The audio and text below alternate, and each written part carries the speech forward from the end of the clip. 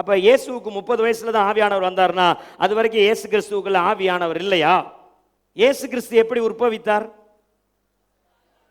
கன்னியின் வயிற்றில பரிசுத்த. அப்ப எப்படி ஜெனரேஷன் வருது, எப்படி உருவாக்கப்பட்டாரு? ஆவியினாலே தான் உற்பவித்தார். அவர் பிறந்ததே ஆவியானவரின் வித்தினாலே, அங்க தகப்பனே இல்லை. அப்ப ஆவியானவரால் பிறந்தவர் இயேசு.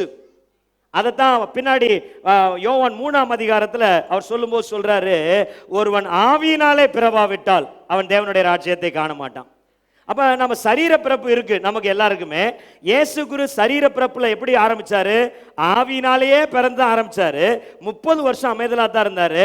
then he received an anointing, ஒரு அபிஷேகத்தை பெற்றுக்கொண்டாரு. அந்த அபிஷேகத்தை பெற்றுக்கொண்டோன்னே அவர் ஊழியம் செய்யும்படி போனார். சீஷர்கள் ரட்சிக்கப்பட்டாங்க. அவர்கள் அபிஷேகத்தை ஒரு நாள் பெந்தேகோஸ்தே நாளில் பெற்றுக்கொண்டார்கள். ஊழியத்துக்கு புறப்பட்டு போனாங்க. this is a pattern. So that is different, this is different. God anointed Jesus for a ministry. அப்ப ஒண்ணு நல்லா தெரிந்து கொள்ளுங்க, நம்ம எல்லாருமே பரிசுத்த ஆவியை பெற்றிருக்கிறோம். ஆனால் நாம் தேவனுக்கு செய்ய வேண்டும் என்று தேவன் திட்டம் பண்ணி இருக்கிறவைகளை செய்யும்படி நமக்குள்ளே அபிஷேகம் தேவைப்படுகிறது.